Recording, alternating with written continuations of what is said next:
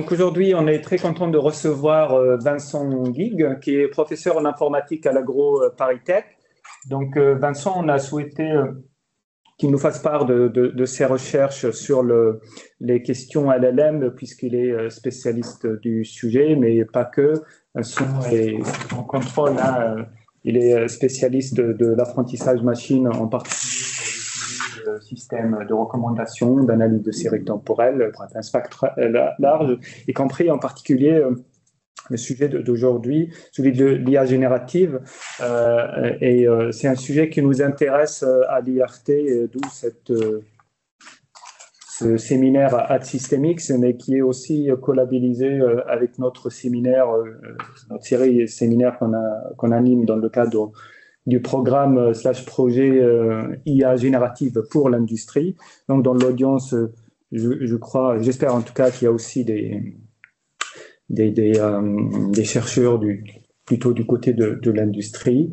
Je crois que Vincent, tu as prévu de nous parler notamment d'hallucination, entre guillemets, dans les LLM, un sujet qui nous intéresse beaucoup à Systemix et nos partenaires. Donc voilà, sans dire plus, voilà, je te laisse la parole et merci encore de ta dispo et surtout d'être venu sur place aussi. Merci beaucoup pour l'invitation. Donc j'ai essayé de construire, j'ai fait un agrégat. Au début, je voulais me focaliser sur un travail et puis j'ai trouvé que ça se mêlait bien avec d'autres choses, donc j'ai mélangé deux travaux. Et puis j'ai essayé de faire une présentation à plusieurs niveaux. Si c'est trop simple ou trop compliqué ou trop n'importe quoi, enfin en tout cas, n'hésitez pas à poser les questions au fur et à mesure. C'est pour ça que c'est plus sympa d'être en présentiel. Le modèle de langue, tout le monde est d'accord, c'est une distribution de proba conditionnelle. Donc c'est vraiment pas grand-chose. On observe une fenêtre et à partir de cette fenêtre, on a une distribution de probabilité sur le mot suivant et puis c'est tout. Ce qui est incroyable, c'est ce qu'on va faire avec cet outil-là. Mais à la base de l'outil, il y a pas grand-chose. Donc ça, on va faire de la reformulation, beaucoup. Donc améliorer un texte, traduire, n'importe quoi. On va faire de l'accès à l'information, on va faire du codage, mais ça, on va pas beaucoup s'y intéresser. On pourrait faire des agents conversationnels ou des agents agentic AI, comme on dit aujourd'hui, mais on va pas beaucoup en parler. Et puis on va faire de l'analyse de documents. Moi, ce qui m'intéresse aujourd'hui, c'est que, en fonction de la tâche qu'on envisage, les propriétés qu'on souhaite sur le LLM sont radicalement différentes. Donc ça, on est d'accord, c'est le truc qui nous a tous stupéfiés quand on a démarré avec ChatGPT, c'est qu'on lui pose une question et il a la réponse. Et pourquoi ça nous a stupéfiés? Parce que n'importe quel LLM pré-ChatGPT, il était beaucoup plus petit, et comme il était beaucoup plus petit, il n'avait pas de mémoire paramétrique, et donc lui poser une question, c'était absurde, puisque sa capacité, c'était une capacité en grammaire, en traduction, mais certainement pas en mémorisation de faits qui puissent nous intéresser à un moment donné, quoi. Néanmoins, il y a quand même un souci, hein, c'est que quand on interroge le LLM, on ne sait pas d'où viennent les informations, et donc là, en fait, il va y avoir énormément d'hallucinations. Il va y avoir des choses qui sont fabriquées de toutes pièces et on ne saura pas les détecter. Le cadre qui va beaucoup plus m'intéresser aujourd'hui, on dit RAG, mais c'est RAG au sens très large. Donc là, on est bien d'accord que c'est un usage totalement différent du LLM. C'est l'usage qu'on avait avant ChatGPT, c'est l'usage où on est le plus habitué. On va chercher des informations, potentiellement sur Internet, sur un intranet, n'importe quoi. Et l'enjeu du LLM, c'est de nous proposer une réponse sur les documents qu'on a sélectionnés. Donc, c'est absolument pas d'attaquer sa mémoire paramétrique. C'est d'être capable d'extraire les informations du texte qu'on a récupéré. Et donc là, on a du sourcing, on a des choses comme ça. Et il y a aussi un risque d'hallucination, puisque notre LLM génère toujours des mots les uns à la suite des autres. Et même si on veut le forcer à extraire des informations des documents, on sait qu'il a tendance à rajouter des choses. Mais c'est beaucoup plus facile à détecter dans ce cadre-là. Et c'est dans ce cadre-là qu'on va se poser dans la suite. Voilà, bon, ça c'est tous les enjeux du RAG, mais on s'en fiche. Histoire de reposer les choses, mais sur un exemple, il faut pas confondre ce qu'on appelle factuality, Donc, la factualité, c'est le rapport au monde réel. Et puis, la faithfulness, donc l'adéquation aux données que j'ai observées. Donc là, c'était un exemple. Dans la suite, on va beaucoup être en data to text. On a un tableau qui décrit un patient. On veut traduire ça en texte. Bah, il y a plusieurs manières de le faire. Donc, la première proposition, elle est complètement nulle. On voit, c'est halluciné à tous les niveaux. La deuxième proposition, elle est bonne, mais elle ne respecte pas les données qui sont proposées dans le tableau. Donc, ça ne nous va pas. Et puis, la troisième proposition, c'est ce qu'on attend. On a parfaitement collé aux données du tableau qu'on observait. Sur un autre exemple beaucoup plus simple, vous imaginez un document qui vous dit la Tour Eiffel est à Paris. Ok, super. Et après, vous demandez à votre LLM où est la Tour Eiffel. Quelle réponse attendez-vous? Si vous êtes sur de la factualité, vous attendez qu'il vous dise la Tour Eiffel est à Paris. Mais si vous êtes sur de la faithfulness, vous attendez la réponse la Tour Eiffel est à Rome. Parce que dans le document, c'est écrit la Tour Eiffel est à Rome. D'accord? Et nous, faithfulness, donc deuxième option, si le document dit la Tour Eiffel est à Rome, la Tour Eiffel est à Rome. Et on ne veut pas utiliser la mémoire paramétrique, ou en tout cas pas trop utiliser la mémoire paramétrique du LLM. Très bien. Le LLM, pour moi, c'est un objet d'intelligence artificielle qui a une propriété complètement extraordinaire dans l'histoire de l'intelligence artificielle. C'est la première fois qu'on développe un modèle qu'on n'est pas capable d'évaluer. La plupart du temps, on construit un modèle et ce modèle, on l'améliore au fur et à mesure parce qu'on a une fonction d'évaluation. Peut-être c'est une surrogate, peut-être c'est approximatif, peu importe. Mais en tout cas, on travaille sur cette fonction d'optimisation et notre système s'améliore. Et là, je ne sais pas si tout le monde voit, on prédit le mot d'après. D'accord, super. En fait, cette métrique, elle est nulle. Cette métrique ne peut pas me dire si un résumé est bon, si une traduction est bonne, si un texte généré est correct ou pas. Et on ne sait pas évaluer la qualité d'un texte généré. On a 1000 métriques, je vais repasser dessus après, et puis on en a développé des nouvelles parce que ce qu'on a n'est pas complètement satisfaisant, mais on ne sait pas bien faire, et ça, c'est la métrique rouge, je ne sais pas si vous êtes familier. Donc les métriques historiques en analyse de texte généré, c'est de regarder si on a bien généré les bons n-grammes. Je ne sais pas si vous voyez à quel point c'est ridicule. Ça veut dire que si j'ai les bons n-grammes, mais dans le désordre, avec une phrase qui ne veut rien dire, j'ai un bon score. Et si à l'inverse, j'ai une très bonne phrase avec des synonymes, mon score n'est pas bon. Mais aujourd'hui, c'est malgré tout sur ces métriques-là qu'on va tourner. Donc, bon, il y a un énorme enjeu d'évaluation. Sur l'évaluation, donc on a bleu et rouge, c'est les métriques à base de n-grammes. Début des années 2000, on est en pleine traduction automatique. Début du résumé, alors à l'époque c'est du résumé extractif, d'accord, on cherche à sortir des phrases, certainement pas à générer un résumé abstractif. Et puis d'autres propositions, et donc dans ces propositions-là, on va voir un petit peu comment ça marche, parce que moi, je trouve que c'est différentes philosophies qui s'affrontent avec des avantages, des inconvénients, mais des choses que j'imagine vous devez discuter de temps en temps autour des LLM. Le BERT score, ça parle à tout le monde ou pas? Ouais. Donc, on prend un texte, on extrait son CLS, donc on a une représentation numérique du texte, une représentation numérique de la vérité terrain, on fait le cosinus, grosso modo, et on a un score. Ça marche super bien, ça capte les synonymes. Voilà, il y a des petits problèmes de passage à l'échelle. Il y a surtout un énorme problème d'abstraction. On ne sait pas, en fait, ce qu'on est en train de matcher. Questeval, je ne sais pas si vous en avez entendu parler, c'est un petit peu plus récent. C'est vraiment une métrique, là, on passe dans le domaine des LLM, on change encore. Au début, on était au niveau lexical. Donc, clairement, on était en train d'analyser le texte d'entrée. Ensuite, on est passé dans l'espace latent. Donc, dans l'espace latent, c'est black box, quoi, mais on arrive à faire des trucs qui sont intéressants du point de vue de la sémantique. Et puis, Questeval, on passe au niveau du texte généré par des LLM. L'idée, elle est toute bête. Vous avez deux textes. C'était une métrique qui était destinée à la base au résumé automatique. Ça marche aussi sur le RAG, ça marche aussi dans d'autres cadres, mais c'est vrai qu'à la base, c'était du résumé automatique. On se dit qu'on a un bon résumé si on est capable de répondre aux mêmes questions sur le texte d'origine et sur la vérité terrain. D'accord? Donc, c'est assez rigolo. Évidemment, là, c'est hyper lourd. chaque boîte, ça a tendance à être un LLM. Un LLM qui génère des questions, un LLM qui répond aux questions qu'on a posées sur un texte, et puis ensuite une comparaison des réponses des deux côtés. TOOC, NLI, Natural Language Inference.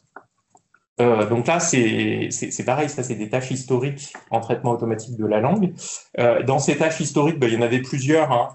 Il y avait la contradiction, la neutralité, et puis nous, ce qui nous intéresse, c'est la causalité. En fait, c'est le dernier. Je ne sais pas si vous voyez, mais aujourd'hui, on parle énormément de NLI, et en fait, on ne parle jamais du NLI global. On parle du dernier NLI.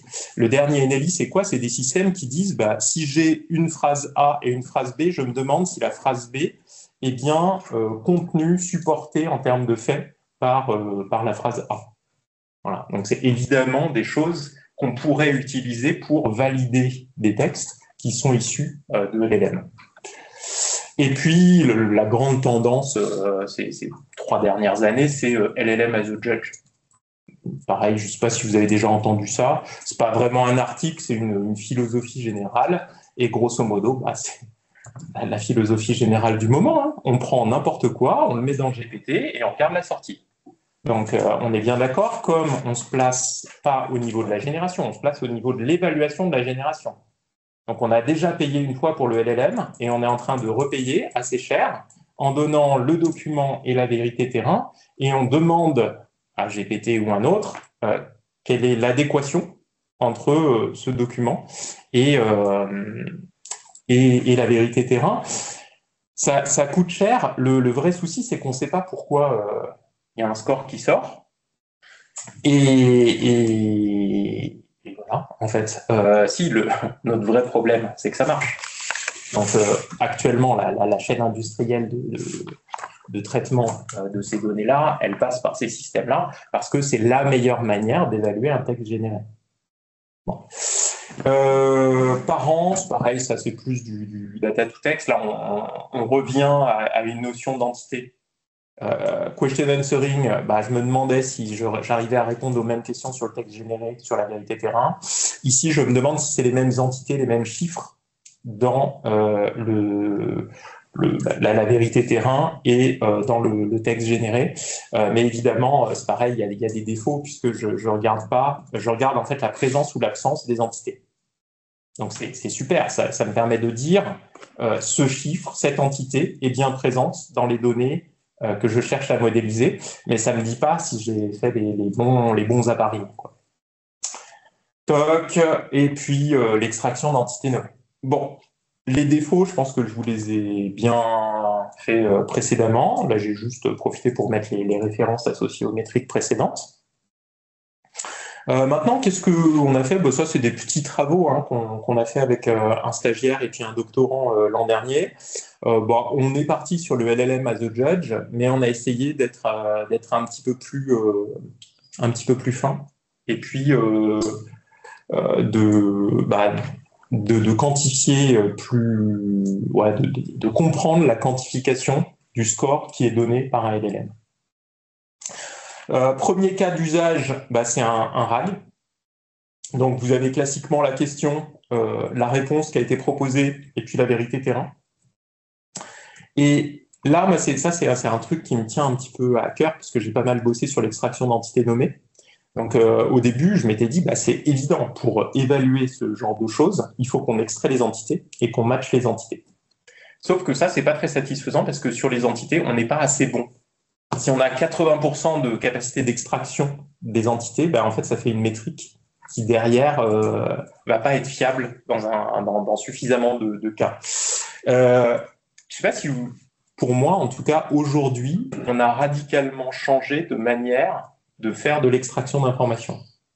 Et il y a une alternative à l'extraction d'entités nommées qui est bien plus performante, qui est l'extraction de statements.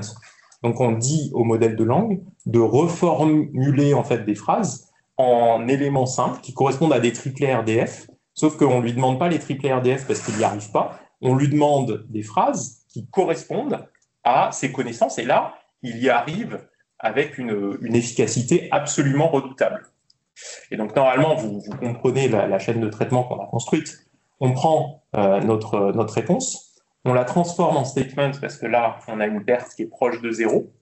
Et une fois qu'on est en statement, on fait du matching au niveau des statements.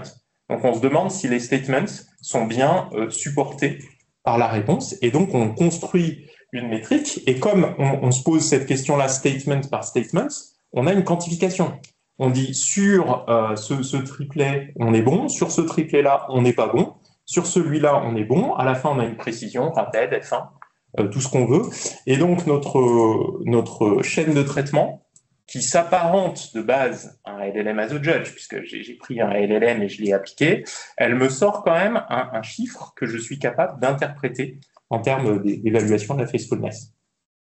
Ouais. Juste, un statement, qu'est-ce que c'est? C'est la structure de ce que doit absolument retrouver la réponse ou... C'est typiquement ça. Donc, la réponse Albert Einstein est né à Barcelone en 1879. Ben, ça transforme ça en Albert Einstein est né en Espagne, il est né à Barcelone et il est né en 1879. Donc on est sur du triplet RDF, mais avec ce truc de se dire le LLM n'est pas bien capable de le faire si on lui demande. Si on lui demande un JSON, n'importe quoi, il va y avoir plein de pertes. Si on lui demande ça, il n'y a pas de pertes. À distance, il y a Martin qui a une question, je crois. Ouais.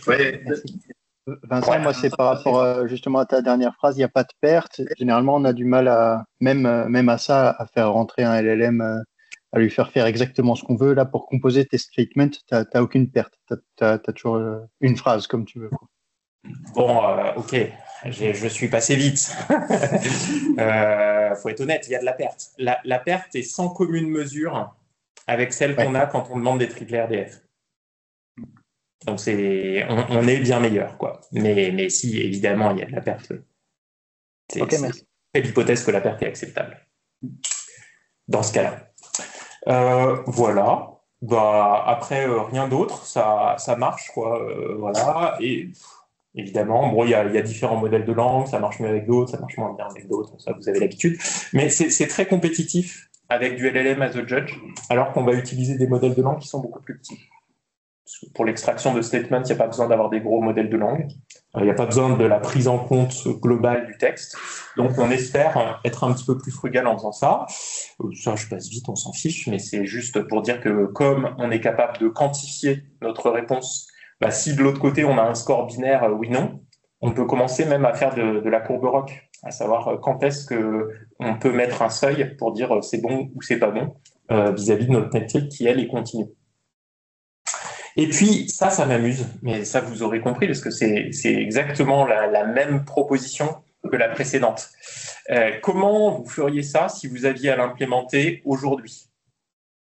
Enfin, vous, je ne sais pas, moi, en tout cas, si j'avais à l'implémenter aujourd'hui, je ferais un prompt dans mon LLM qui dirait je veux un JSON avec les statements qui sont validés ou non validés. Et puis, on lui donne les deux trucs, et hop, on se retrouve avec le JSON qui va bien. Et comme on a vu que si le LLM n'est pas capable de sortir des triplets RDF, mais qu'il est capable de sortir la contrepartie en statement, c'est bien qu'on a une perte de qualité quand on impose des contraintes sur le format de sortie du LLM. Et là, c'est ça qu'a fait l'étudiant. Il a comparé, en fait, s'il demandait une sortie JSON ou si il faisait un petit parsing avec une regex d'une sortie qui est beaucoup moins contrainte, avec un prompt qui est beaucoup plus petit sur le LLM, et il est bien meilleur avec de la regex. Donc c'était ça, en fait, je ne sais pas si vous voyez, à chaque fois, il y a 3 lignes, et les 3 lignes, c'est regex 1, regex 2, et contrainte sur le format de sortie. Et en fait, on arrive à voir, c'est pas systématique. Donc, parfois, la contrainte sur certains modèles, elle n'a pas d'impact, quoi. Mais régulièrement, la contrainte sur le format de sortie a un vrai impact sur la performance du système. Je trouve ça rigolo. On a fait ça aussi sur du résumé automatique. C'est exactement la même chaîne de traitement. Ça marche à peu près de la même manière, sauf que comme le texte est plus long, sur l'extraction de statements, on s'est demandé est-ce qu'on arrive à extraire tous les statements d'un coup. Alors sur le texte d'origine, on a abandonné, mais même sur le résumé, quand le résumé est un petit peu long, le modèle de langue, en fait, c'est pareil. pense que vous avez l'habitude, mais quand on lui donne un texte long à analyser, notamment les petits modèles de langue, ils perdent le fil.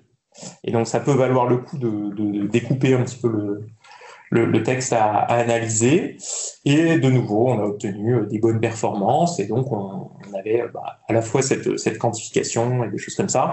Alors, je dis bonne performance sur du résumé automatique. Je ne sais pas si vous êtes familier de ces trucs-là. Donc, clairement, à l'heure actuelle, la métrique qui fait référence, c'est la métrique humaine. Et les humains, on leur a demandé non pas de donner une note, mais de donner 4 notes.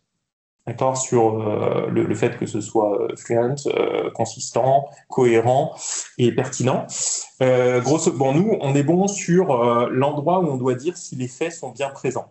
Et là, on est vraiment très très bon pour détecter si les... Non, on est bon en fait sur la faithfulness, quoi. Et on n'est pas du tout bon, par exemple, sur la sélection. Si c'est un résumé, c'est sûr qu'il n'y a pas toutes les informations du texte d'origine. Et donc, une des métriques critiques en résumé automatique, c'est de savoir si on a sélectionné les bons éléments. Voilà, bon, là-dessus, on n'est pas bon. On fait que vérifier l'existence de choses et on a essayé de s'améliorer, mais c'est pas complètement évident. On sent qu'on est sur des tâches qui sont de plus haut niveau, qui sont plus difficiles à avoir avec un LLM qui est plus petit. Toc, bon, ça, on a vérifié que ça marchait bien.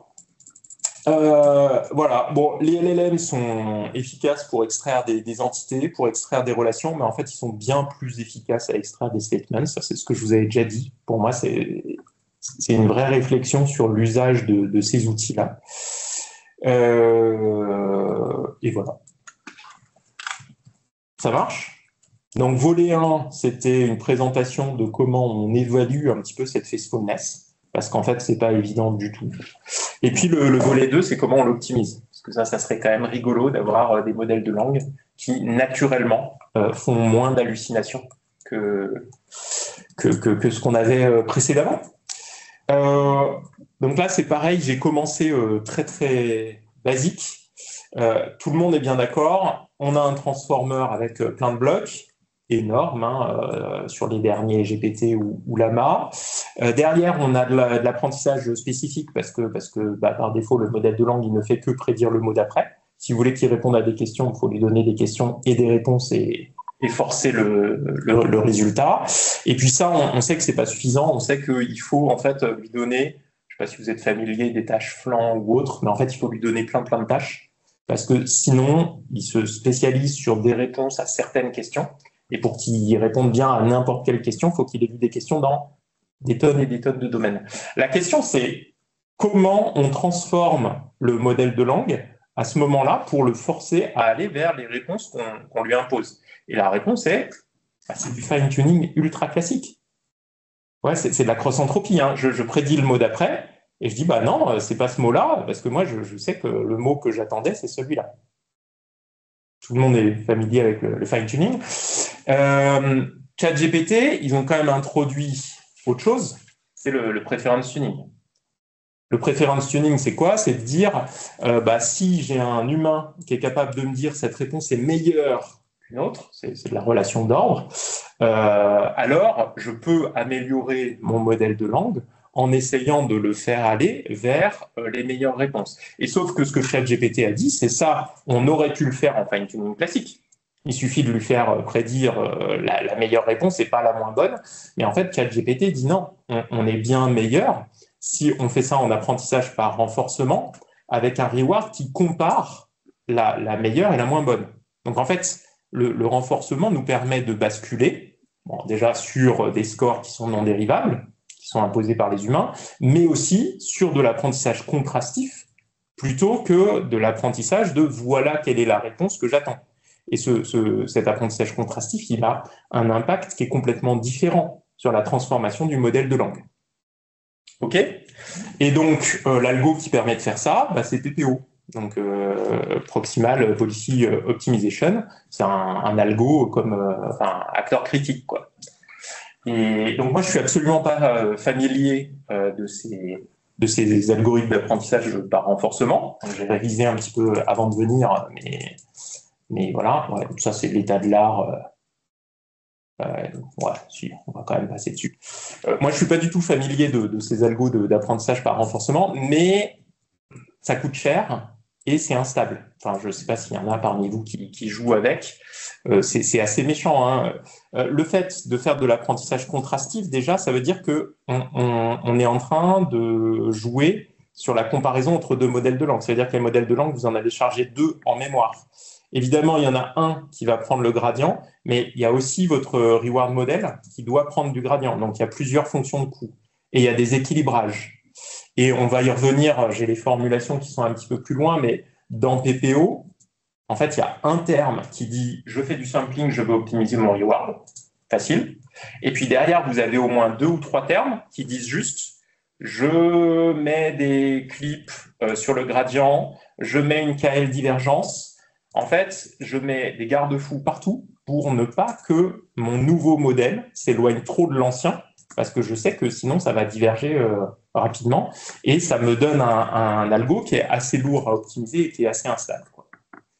Donc, la question qui s'est posée assez vite, c'est quelles sont les alternatives à cet apprentissage de préférence pour essayer de limiter les hallucinations.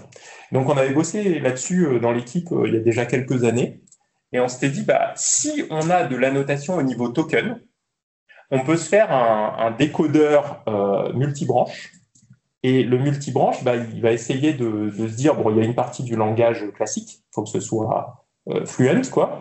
Et puis, de temps en temps, il y a des moments où je dois faire attention à lutter contre les hallucinations, et donc je dois prendre des décodeurs un petit peu spécifiques. Et si je sais quand est-ce que j'ai une hallucination au niveau du token, je peux entraîner ce type de modèle, et puis après, j'apprends à mon système à basculer d'un décodeur à l'autre. Donc ça marchait pas mal, mais évidemment, on voit bien la grosse limitation au niveau de la construction du jeu de données, quoi. Après, il y a plein de gens qui ont dit ce qu'on peut faire aussi, c'est d'intégrer ça dans le Beam Search. Puisque là, on est d'accord, on a passé sous silence le fait qu'au niveau du décodage, en fait, je prends jamais le mot le plus probable. Je fais un échantillonnage, je joue sur plusieurs mots et je prends la meilleure séquence dans un Beam Search. Et donc, au niveau du Beam Search, je peux tout à fait intégrer des petits trucs et astuces, des biais dans les distributions de sortie qui me permettent de me focaliser sur... je change de branche, en fait, dans le Beam Search pour aller vers des branches qui hallucinent moins, avec des critères probabilistes. Donc, calibration de la vraisemblance, des point-wise mutual information, où en fait, on vient faire une corrélation entre la distribution de probabilité de sortie et puis une distribution de vocabulaire correspondant par exemple à mon document, et qui fait que je viens naturellement renforcer ou pénaliser certains termes dans la distribution pour être un petit peu plus factuel, quoi. Voilà, donc ça c'est marrant, mais c'est vrai que la plupart des gens font du PPO, que c'est fait pour l'apprentissage de préférence quand je sais qu'un texte est meilleur qu'un autre, avec toutes les limites qu'on a évoqué précédemment sur l'apprentissage du reward model. Tout ça c'est la même chose, ça c'est la formule que je vous avais promise, mais si vous faites du renforcement, vous avez plus l'habitude que moi. C'est vrai que le seul terme qui nous intéresse, en fait, c'est le premier, c'est celui-là, là. C'est le fait de dire, on est bien d'accord, mon modèle de langue, c'est la politique, puisque mon action, c'est de choisir le prochain mot parmi un ensemble de mots possibles. Et mon reward, c'est juste le ratio entre la vraisemblance du prochain mot avec le nouveau modèle par rapport à la vraisemblance du prochain mot avec l'ancien modèle. Donc, en fait, le seul truc que je cherche à maximiser, c'est ce ratio-là. Et puis là, on voit tout ça. D'accord, le fait de dire, de venir donner une valeur aux actions, tous les clips, tous les trucs, tout ça, c'est juste de la régularisation pour éviter que le modèle parte dans le décor. Donc, ça montre que c'est instable. Très bien. J'ai 2 séries de gradients. Et puis, ce qui est critique en fait avec PPO, c'est ça. C'est le fait que pour estimer mon reward, je fais du sampling. Ça, d'accord, c'est très classique. Mais ce sampling, je dois le faire avec ma nouvelle distribution.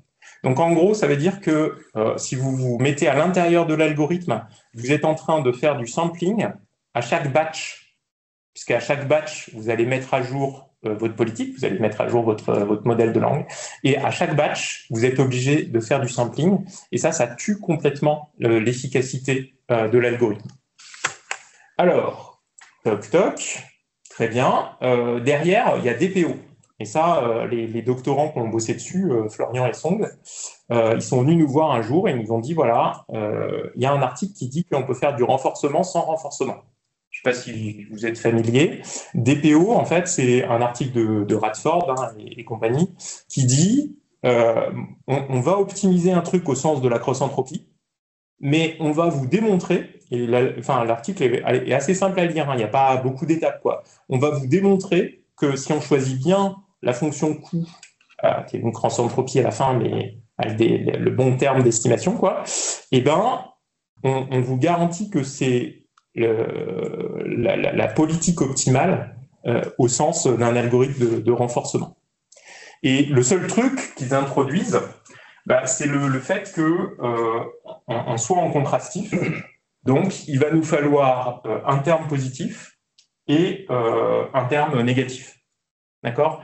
Et puis là, du coup, tout ce qui était contrôle de la dérive par rapport au modèle d'origine, il se retrouve dans cette losse contrastive. Enfin, ça se formalise hyper bien. On a d'ailleurs d'autres doctorants qui ont enchaîné sur l'usage de DPO. Effectivement, à chaque fois, tous se disent c'est très, très agréable à utiliser, c'est hyper stable. On fait quelques expériences et puis ça marche, quoi. Donc ça, c'est chouette. Et puis le truc critique, on est capable de faire du sampling sur Pi0, pas sur la politique courante, mais sur la politique de départ. Alors, faut quand même refaire ça de temps en temps dans les époques, mais certainement pas à chaque batch. Donc ça, c'est assez radicalement différent. C'est lié au fait que le modèle s'écrit un petit peu comme de l'importance sampling. Et donc, avec l'importance sampling, en fait, vous samplez selon la distribution d'origine, et puis après, vous transformez les vraisemblances pour aller vers la distribution cible qui vous intéresse. Tout ça, on s'en fiche. Ça, c'est l'explication qui est dans l'article, qui dit, vous allez avoir un gradient tout bête sur une cross-entropie, et en fait, si on décompose ce gradient, on se retrouve bien avec tous les éléments qui nous intéressent. Donc, vous avez un schéma numérique qui est hyper stable, mais qui va converger vers exactement la même solution théorique que celle que vous aviez en renforcement précédemment. En termes de schéma, scope, donc ça c'est le nom de la proposition, c'est quand même fine-tuner le modèle sur la tâche, parce que quand on fait du data to text, par défaut, quand vous donnez un tableau à un modèle de langue, il ne vous fait pas le résumé. Donc ça, il faut induire le comportement, et c'est du fine-tuning ultra classique. Donc à chaque fois, on va partir de ce modèle de langue qui est déjà capable de faire du data to text. L'enjeu, c'est juste de l'améliorer pour converger vers une meilleure solution. Et pour l'améliorer, donc vous aurez noté, le truc critique, c'est d'arriver à générer des exemples avec un texte moins bien et un texte meilleur. Si j'ai un texte moins bien et un texte meilleur, je vais être capable d'améliorer mon système. C'est clair pour tout le monde que le texte meilleur, ça peut être une vérité terrain, mais là, en fait, en data to text, des fois, j'ai pas toujours de la vérité terrain. Je peux aussi prendre des fois mon meilleur modèle et me dire que c'est déjà pas mal. Et donc, l'enjeu, c'est plus de créer un texte affaibli. Si j'ai un texte affaibli, je crée un contraste. Et à partir de ce contraste, j'arrive à améliorer même mon meilleur modèle. OK ? Donc, enjeu... je présente un petit peu les données, parce que je ne savais pas si vous étiez familier du data to text. Donc, quand je vous dis on va faire du fine-tuning, faut comprendre que le fine-tuning, il est spécifique à la base de données. Parce que si je suis sur WebNLG, WebNLG, en fait, j'ai des triplets en bas, et puis je dois générer le texte qui est en haut.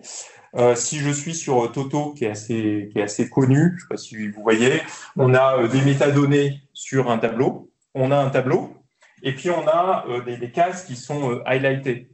Et l'enjeu, en fait, c'est d'écrire le résumé, mais uniquement de ce qui est highlighté. Donc là, vous voyez le texte qui correspond bien uniquement à une focalisation sur une partie du tableau.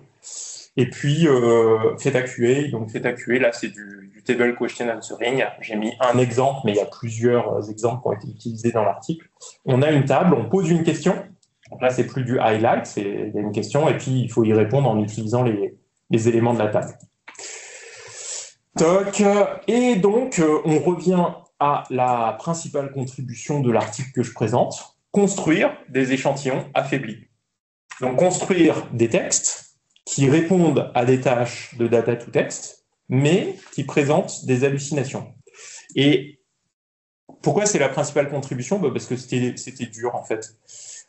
C'était dur. Au début, les doctorants, ils se sont dit, ce qu'on va faire, je ne sais pas si ça vous semble naturel, on va faire tourner notre meilleur modèle, on va regarder où on se plante, et si on arrive à trouver où on se plante, on annote ça à la main, et puis on se retrouve avec un jeu de données qui permet d'avoir le moins bon, c'est là où l'erreur, le meilleur, c'est l'erreur corrigée. Et évidemment, au bout de 5 minutes, ils se rendent compte que ça va coûter très cher, et donc on ne le fait pas, quoi. Deuxième chose, on se dit, ok, violent, imaginez du Table Question Answering, je pose la question, mais je ne donne pas la table. Le modèle va être capable de répondre, mais il va répondre avec un max d'hallucinations s'il n'a pas la table sur des questions assez pointues. Et effectivement, en fait, c'est le deuxième point, on est trop faible. Donc ça ne va pas marcher, quoi. Si jamais je pars d'un modèle qui est trop proche, le modèle que je viens d'optimiser juste avant, du pas d'avant ou quoi, en fait, il est trop bon. Donc, de nouveau, pas de contraste entre les bons et les mauvais exemples. Et au final, un décodage token à token avec une Bernoulli, où la Bernoulli, de temps en temps, tape dans le modèle qui était trop bon et de temps en temps, tape dans le modèle qui était trop mauvais. Et puis, du coup, moi, j'ai le alpha de la Bernoulli qui me permet de me faire un compromis et de maîtriser, en fait, le niveau de bruit que j'intègre dans mes mauvais échantillons pour que j'ai un contraste, mais qu'en même temps, l'échantillon soit suffisamment vraisemblable pour qu'il y ait quelque chose à en tirer. Le modèle mauvais, c'est le modèle sans contexte? Ouais, le modèle mauvais, c'est le modèle sans contexte, exactement. Donc, temps en temps, sans contexte, et puis temps en temps, je prends des bouts dans le tableau, toc, je garantis quand même que ça me fait une phrase cohérente, parce qu'à chaque fois, les deux répondent à la question, et ça marche. Hop là, donc ça, c'est l'exemple de l'affaiblissement d'un texte. Donc, en haut, il est parfait, et puis, alpha de ma Bernoulli. Et puis évidemment, quand j'arrive à un alpha très grand, à la fin, c'est complètement n'importe quoi. D'accord ? La procédure. Une fois que j'ai ça, la douille est tout bête. Parce que vous avez bien compris que DPO, ça ressemble à un nom de mot, pas forcément, mais en fait, c'est une maximisation de cross-type, minimisation de la négative likelihood. Voilà. Et ça marche bien. En fait, même ça, c'était assez surprenant. Donc, on a pris plein de bases classiques en data to text. Même si le data to text est un sujet de niche, c'est un sujet où on s'est un petit peu réfugié ces dernières années parce que c'était dur de survivre dans le monde des LLM en ce moment. Il commence quand même à y avoir du monde et beaucoup de propositions. Et donc, voilà, c'est par rapport à toutes les propositions, on a vraiment des choses qui sont bonnes et qui sont bonnes en plus sur presque toutes les métriques. D'accord, là, il y a des métriques rouges à droite, il y a la métrique Quest-Eval, il y a des métriques basées vraiment sur la factualité des entités, et sur la plupart des métriques, on est bon. Parfois, on est moins bon sur le rouge, mais sur le rouge, c'est pas très grave de moins être bon, parce que le rouge, c'est quand même la pire des métriques pour ce type de problème-là. Vincent, il y a Martin à distance qui a une question. Ouais. Martin. Oui, c'est un sujet. C'est marrant, on dirait que vous avez un peu pris l'idée de diffusion de modèles sur cet exemple, quoi. Vous créez à partir d'un bon exemple, vous créez des générations plus mauvaises. Mais ma question, c'est est-ce que vous pensez que l'amélioration, elle vient du fait que vous avez juste plus d'exemples dans l'entraînement? grâce à cette technique de génération, ou est-ce que c'est parce que vous fléchez un bon chemin sur comment bien constituer une réponse? Je sais pas si c'est peut-être un peu flou, hein. C'est vraiment le contraste. En fait, j'aurais peut-être dû commencer par là. Le modèle qui nous intéresse le plus dans tout le tableau, là, donc la dernière ligne, c'est la nôtre, d'accord, on est content, c'est en gras, tout ça. Mais ce qui nous intéresse beaucoup, c'est la première ligne. Le SFT, si vous avez de l'habitude, c'est le modèle fine-tuning, supervised fine-tuning. Donc, c'est le modèle auquel on a juste donné le texte qu'on voulait générer. Et c'est hyper dur à battre. Je veux dire, on sait, hein, ça marche bien, quoi. Et en fait, ce qu'on a montré, c'est que la plupart des propositions qui sont actuellement disponibles dans la littérature pour augmenter la faithfulness, elles sont pas significativement meilleures. Bon, il y a des étoiles hein, quand c'est significatif. Elles sont pas significativement meilleures que ce modèle-là. Et donc, c'est là où on se dit, c'est bien le contraste. Il nous fallait pas la solution. Il nous fallait un écart entre la solution et une solution hallucinée pour arriver à comprendre où étaient les hallucinations pour que notre modèle les élimine. Et voilà, enfin, après, il y a des ablations, il y a pas mal de choses dans le papier qui vont toutes dans la même direction, d'essayer de démontrer que c'est ce contraste qui nous permet de nous améliorer. Je ne sais pas si je vais répondre à la question, mais j'espère à peu près. Voilà, on a fait la même chose sur le résumé automatique, puisque encore une fois, data to text, résumé automatique, on peut voir le résumé automatique comme un cas particulier du data to text. C'est juste qu'il y a du texte en entrée au lieu d'un tableau, et puis il faut le résumer en sortie. Et donc, de nouveau, ça marche vraiment de manière très satisfaisante, quoi. Avec des modèles qui ne sont pas si gros. On a demandé à GPT-4 d'évaluer nos modèles. On a fait comme tout le monde, hein. Donc, GPT, on lui propose une solution qui vient d'un autre modèle, on lui propose notre solution. Et après, vous avez un win rate. Je ne sais pas si vous êtes familier des language model arena ou choses comme ça. L'enjeu, c'est d'être jugé par un GPT ou un humain. Il y a un petit peu d'humain en bas, mais ça coûtait plus cher, alors il y a moins d'expérience. D'être jugé meilleur qu'un modèle de référence. Et donc là, c'est pas mal, parce que par rapport à la littérature, de nouveau, quand c'est du qualitatif, quoi, ou du pseudo-qualitatif avec un modèle de langue, on arrive à être très, très significativement en tête. Voilà, bon, ça c'est des petits exemples, mais on s'en fiche. Et on voit en fait que Scope, l'approche là, elle a tendance à préciser plein de trucs. Donc, elle élimine des hallucinations, mais elle rajoute aussi des petits éléments. Alors, j'ai pris la base de données la plus jouée hein, pour que ce soit plus facile à comprendre. Mais donc, c'est des petits dialogues. Tac, ça parle de Dixit, de Carcassonne. Et en fait, le modèle de base, il a pris Dixit ou Carcassonne. Et le modèle qu'on propose, il a bien spécifié que Dixit ou Carcassonne sont des jeux. Et ça, c'est typique du comportement du modèle qu'on a mis en place, de rajouter des éléments. Les éléments ne sont pas hallucinés, hein, puisque là, dans le dialogue, il y a bien mentionné le fait que c'est des jeux. Mais le modèle rajoute des petits éléments comme ça au milieu des réponses et améliore la qualité des éléments, quoi. Voilà, si on regarde 2 minutes ce qui se passe sur les hyperparamètres. Donc, grosso modo, on a 2 hyperparamètres. Après, il y en a d'autres qui sont un petit peu cachés, mais pas beaucoup, hein. Encore une fois, par rapport à l'apprentissage par renforcement, on est vraiment dans un autre domaine. Donc, bêta, ça peut être vu comme une sorte de régularisation pour pas trop s'éloigner du modèle de référence. Et puis, le fameux paramètre alpha critique, c'est celui de notre Bernoulli pour générer les exemples bruités. Donc, sur bêta, en fait, le meilleur bêta, c'est le bêta qui a été proposé par défaut dans le modèle DPO. C'est pareil, c'est pas une démonstration formelle, mais ça montre quand même que cet algo, il est très stable et qu'il mérite votre attention si vous êtes dans un cadre où il peut servir, quoi. Et puis, sur alpha, lui, il est hyper critique comme paramètre. Et on voit, grosso modo, à alpha égale 0,5, on avait un très bon contraste entre la vraisemblance des échantillons positifs en bleu et la vraisemblance des échantillons négatifs en rouge durant l'apprentissage.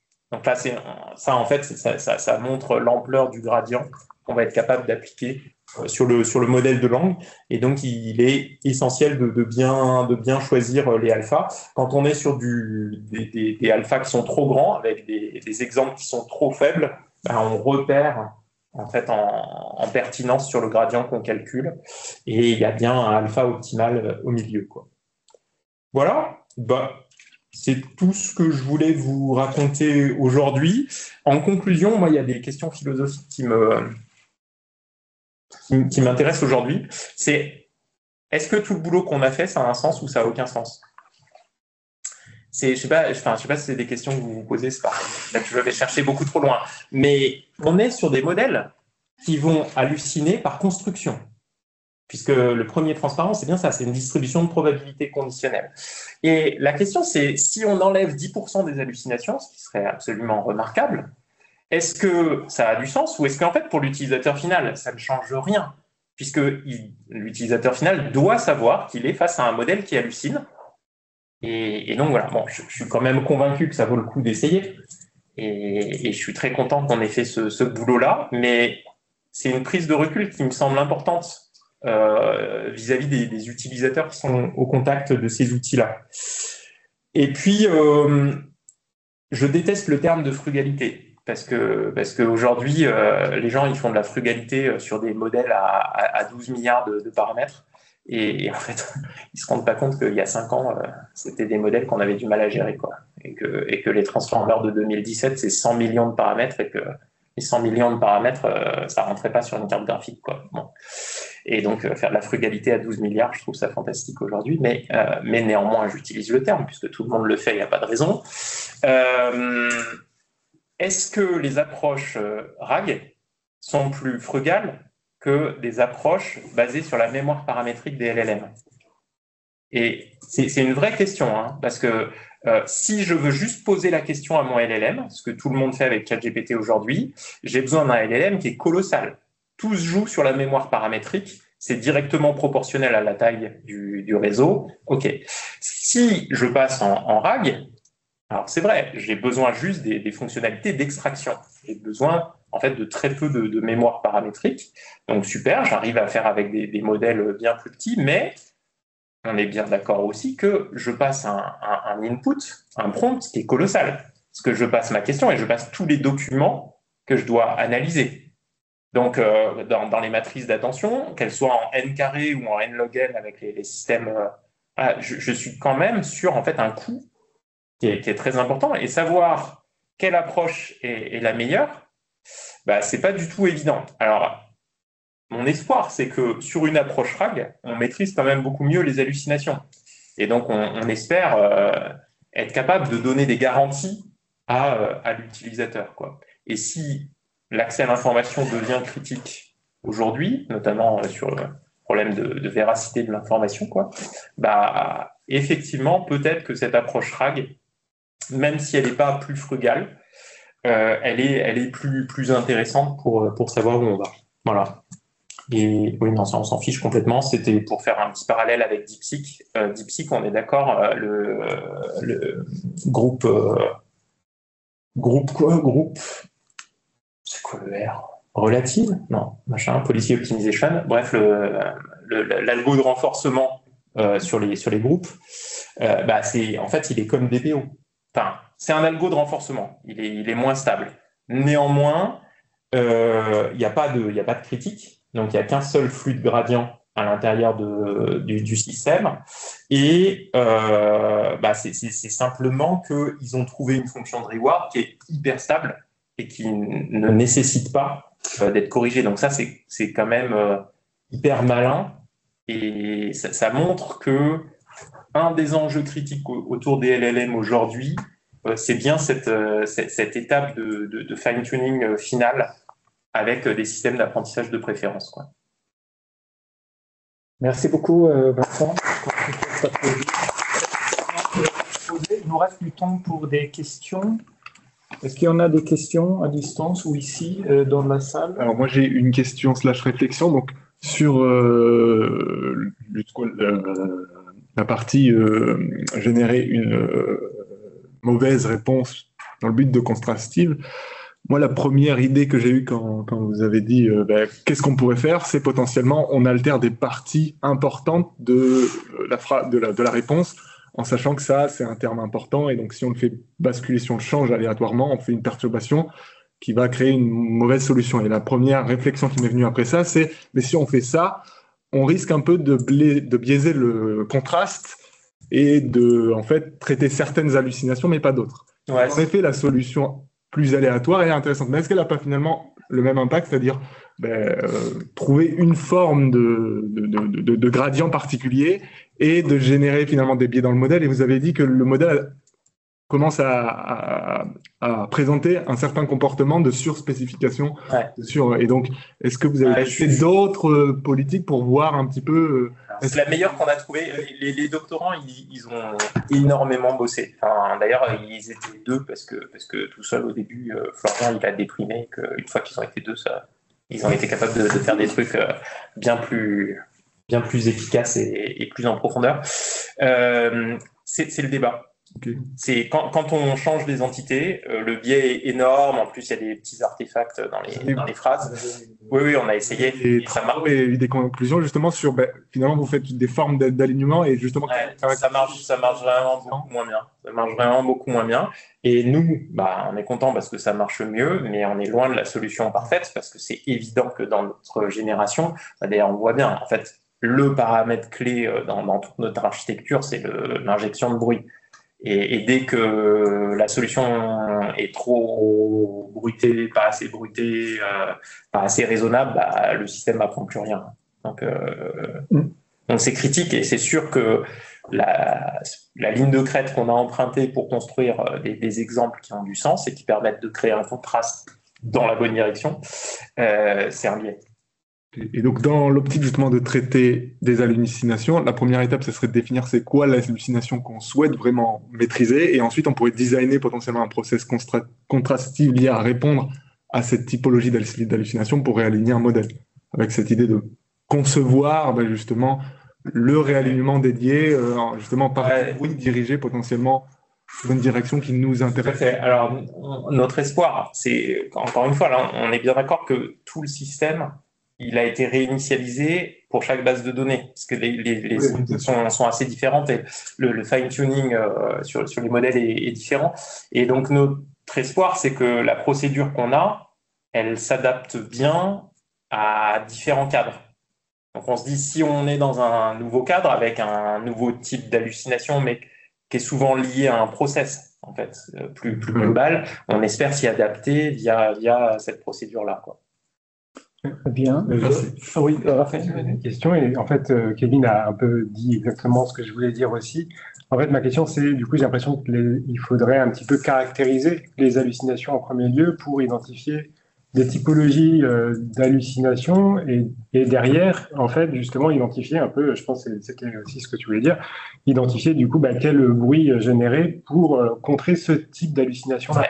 Et j'ai l'impression que, en effet, c'est intéressant ce que vous avez fait parce que il y a un aspect générique dans l'affrontement entre faithfulness et factfulness, en gros, c'est-à-dire ce qu'il y a comme connaissance dans. Ça, on s'en occupe pas du tout, quoi. Oui, mais on dirait que c'est ça parce que vous avez généré. Oui, si. Vous avez généré comme ça 100 données, ce qui fait que vous exploitez les données du poids, qui seront toujours en conflit avec les données du RAG, typiquement. Tout à fait. Et donc, j'ai l'impression que ça, c'est la majeure, une des principales sources d'hallucination, ça va être d'exploiter les propres données du modèle plutôt que celles du RAG. Et du coup, c'est ce qui fait que c'est assez générique, j'ai l'impression, cet angle d'attaque de... C'est vrai. Après, je suis d'accord, et ça, c'est sympa. Faut voir que notre modèle, qui n'est pas contextualisé par le tableau quand on lui demande de donner la réponse à une question, c'est un petit modèle de langue. Donc, il n'a vraiment aucune chance, quoi.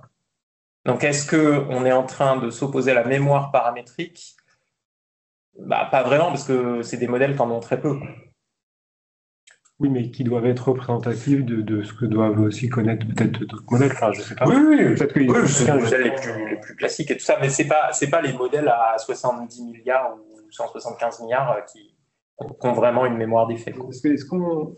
Enfin, là, question, je sais pas, est-ce que justement il y a des caractérisations des types d'hallucinations qui existent à quoi elles sont liées, d'où elles viennent et pourquoi, et des typologies. Les pourquoi, pas forcément, enfin, si ce n'est que essentiellement c'est une histoire de fréquence de présence dans les corpus d'entraînement, parce que on voit que les hallucinations sont directement associées à voilà. Sur la typologie des hallucinations, oui, il y a des typologies un petit peu plus fines, ouais. Ouais, quand de surspécialisation, de causalité, enfin de choses fausses, mais de causalité inversée, les contresens en fait dans les phrases sont des formes d'hallucination. Et ça, bon, Et du coup, ça pourrait être une piste de générer du bruit de cette typologie. Lié à ces différents types. Pour spécialiser la manière de régler, d'améliorer dans le détail de ce qu'on souhaite comme gain. Que les 10% de gains soient dans une direction contrôlée. C'est vrai. Carrément. Merci. Il y a Martin à distance. Ouais, c'est encore moi. Pour être un peu, j'ai envie de dire, polémique, à voir ta présentation, je me dis que tu n'es pas loin de penser que les LLM, ça pourrait servir qu'à, on va dire, extraire ou résumer des faits, enfin, ou que ça pourrait être simplement un outil pour faire ça, vu que ça fait ça bien, et que sinon l'outil est un peu trop complexe. Est-ce que tu vois d'autres choses? Est-ce que tu n'es pas loin de penser ça, ou est-ce que je suis trop réducteur? Non, alors c'est marrant parce que avec ma collègue Laure Soulier, avec qui je bosse beaucoup à Jussieu, on avait monté des tutoriels ChatGPT. On était opérationnel quasiment en mars 2023, quoi. Donc on en a fait des tonnes. Et on s'est rendu compte au début qu'on disait exactement ça. On disait aux gens, non mais vous n'allez pas poser une question à ChatGPT, c'est absurde, quoi. C'est pas raisonnable. Et puis au bout d'un moment, quand nous on se rend compte que nous-mêmes on pose des tonnes de questions à ChatGPT, on a carrément changé notre discours. Et c'est pour ça que j'avais démarré au début de la présentation avec une typologie des usages. Et ça j'y crois assez fermement. Il y a un usage qui est de poser des questions à ChatGPT. Et là, il y a des précautions à prendre, mais en même temps, tout le monde pose des questions sur des sujets Wikipédia, quoi. Et il n'y a pas grand-chose à dire là-dedans. Enfin, ok, on est censé vérifier. Ok, en fait, il y a plein de moments, on est dans un domaine où on se dit je fais suffisamment confiance au modèle et je vérifie même pas. Et voilà. Et donc là, c'est vraiment un travail qui est dédié à un autre usage, qui est dédié à un usage RAG, quoi. Voilà. Et il n'est pas non plus dédié au code. Par contre, c'est un truc aussi qui pourrait être utilisé dans tout ce qui est modèle à la notebook LM, quoi, d'interrogation massive, qui est très proche d'un RAG, mais qui est d'interrogation de choses sur des documents. Merci. Il y a Fauzi à distance également. Oui, je suis là. Ah, pardon. Avant de poser ma question, vous me pensez à un truc plutôt philosophique. Ça veut dire que quand on est prof à la fac ou à l'école, c'est que les questions des enfants qui peuvent être hallucinées aident le prof à mieux améliorer son truc. Si j'essaye de faire le... Ils correctement. S'ils sont trop loin de la réalité. Je me demandais, quand le bon modèle hallucine aussi, comment vous traitez ça? J'ai deux choses qui hallucinent par rapport à la question. On a quand même un peu de vérité terrain dans le data to text. D'accord, donc ouais, donc à un moment donné, on converge vers la vérité terrain. Ok. Peut-être lié à ça, j'avais une question, parce que bon, moi je ne travaille pas sur le sujet du tout, donc je vais peut-être poser une question de Béotien, mais toutes les phases d'évaluation, elles sont faites sur un corpus séparé, comme une base de test, qui n'a pas du tout servi à aucune partie de l'apprentissage initial. Tac. Alors, est-ce que j'ai mis quelque chose? Je l'ai pas mis. Ah non, je l'avais mis peut-être sur je l'avais mis sur la conclusion intermédiaire de la première question. C'est ce qu'on appelle la contamination des données. C'est aujourd'hui un truc qui est absolument critique. une des questions critiques avec les LLM. Oui, évidemment, on teste sur des nouvelles données parce que sinon c'est du surapprentissage et ça n'a aucun sens. Mais on utilise des modèles Llama et autres, on ne maîtrise pas le corpus d'apprentissage. Si le corpus d'apprentissage date de après la mise en ligne des benchmarks sur lesquels on bosse, potentiellement, ils ont été vus pendant l'entraînement de ces modèles-là, et on est juste en train de ressortir des chiffres qui sont du pur surapprentissage. Et donc, ma question, est-ce qu'il y a des techniques pour essayer de trouver des données qui n'ont pas servi aux apprentissages? La première technique, c'est juste la date de publication, parce que dans ces benchmarks-là, c'est des benchmarks qui sont assez récents. Ils ne sont pas plus récents que les dernières versions des modèles de langue, mais comme leur corpus d'entraînement coûte quand même très cher à filtrer, on se dit qu'ils ne doivent pas être remis à jour, et tous les benchmarks ont moins de 2 ans, on se dit bon, quand même. Et ceux qui mettent au point ces gros modèles ne précisent pas à la communauté que non, sur l'ensemble de ce corpus, il reste ça qui n'a pas servi d'apprentissage, vous pouvez vous en servir pour benchmarker. Non, ils ne le précisent pas. Parce que non, c'est pas sympathique. Les gens de chez Facebook, Hugo, tout ça, là, qui ont développé les derniers Llama, ils disent qu'aujourd'hui, tout le monde se focalise sur le coût d'entraînement de ces modèles, qui est prohibitif. Il dit le coût des données d'alignement, là, donc les données générées par des humains pour modifier le comportement du LLM, c'est plus cher que le coût de calcul. Et donc, évidemment, il le publie pas. Et le truc, c'est que quand il dit ça, pour lui, c'est la justification du fait de ne pas les publier. Et pour nous, c'est une angoisse supplémentaire, parce que si ces données coûtent si cher, ça va les pousser à massivement utiliser tous les benchmarks publics. Donc, c'est un vrai souci. Il y a des gens qui travaillent dans la communauté NLP sur la détection du fait que des corpus aient été utilisés ou pas par des modèles de langue. Et ça a l'air de pas mal marcher, quoi. Savoir si des données ont été vues ou pas, ça change vraiment la distribution des vraisemblances sur les mots. Et donc, avec quelques tests, on a une bonne idée de si les données ont été vues ou pas en entraînement. J'avais une deuxième question. Est-ce que tes travaux, tu les as un petit peu étendus sur des sujets, sur des approches multimodales? Pas du tout. Il y a des gens qui le font? Enfin, pas du tout. Allez, si je tire un petit peu sur la corde, avec les systèmes de recours, quoi. Des systèmes de recommandation, si on considère que les profils utilisateurs sont une autre modalité de données, avec des interactions sur des choses qu'ils aiment ou pas, dans ce cas-là, oui, je fais texte et profil utilisateur. Sur l'image, je fais les cours aux étudiants, quoi. Et Je sais que tu fais des séries temporelles aussi, mais peut-être du coup pas du point de vue de l'IA générative. Sur les séries temporelles, ça j'en fais beaucoup. Les transformers marchent. Enfin, il y a plein de les séries temporelles, c'est très agréable pour revenir à des systèmes de machine learning dimensionnés raisonnablement, avec des expériences qui tournent vite.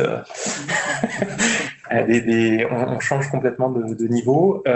Évidemment, mixer séries temporelles et texte, c'est un Graal aujourd'hui, sauf que sur les séries temporelles, on n'arrive même pas, quand les gens disent modèle de fondation en série temporelle, ils le disent beaucoup en ce moment quand même, on est d'accord qu'en fait, leur enjeu, c'est juste de traiter toutes les séries temporelles. Il n'y a même pas de texte. Et si on traite par exemple de la prévision de séries temporelles, le forecasting, honnêtement, les modèles de fondation, ça ne marche pas. Enfin, c'est délirant, la masse de paramètres qu'ils arrivent à créer pour un avantage qui est absolument pas significatif par rapport à ce que les tout petits modèles font sur différents jeux de données. Donc, si on n'arrive pas à comprendre la sémantique des séries temporelles, peut-être qu'on n'est pas assez mûr pour les mélanger avec des données textuelles. Ou alors peut-être que les mélanger avec des données textuelles, c'est la clé pour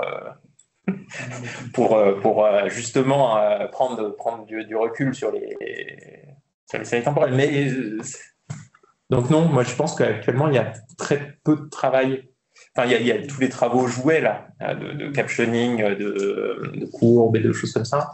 Mais C'est pas... Ouais.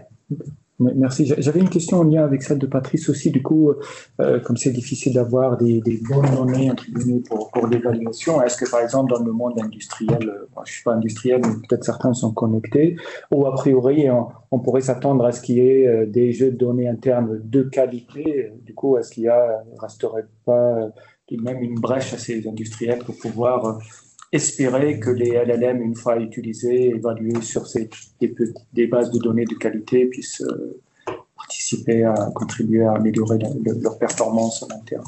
C'est-à-dire techniquement, là on génère les Y-, là tu les tires à partir d'une bernoulli, à partir d'un petit modèle, si j'ai compris. Si eux, ils en ont en interne, ils ont une façon de faire pour pouvoir avoir et les Y+ et les Y-, on pourrait s'attendre a priori à ce que le fine-tuning de ces LLM, une fois déployé en interne, puisse performer. C'est ça. Moi, je pense que, ce que j'espère, c'est qu'on a une méthodologie qui est raisonnablement simple et facile à paramétrer. Et donc, en fait, un industriel qui aurait un RAG en interne et qui aurait des problèmes d'hallucination, j'aurais tendance à lui dire allez-y. Parce que ça coûte pas très cher et normalement ça s'adapte assez bien aux spécificités des données sur lesquelles on travaille. Bon. Après, si l'industriel dit ouais mais moi en plus je sais générer les exemples négatifs, dans ce cas-là, raison de plus pour aller vers des PO. Parce que dans des PO, l'algo il est hyper stable et le truc critique c'est de créer des données contrastées. Et si on a les données contrastées, il n'y a plus de verrou technique.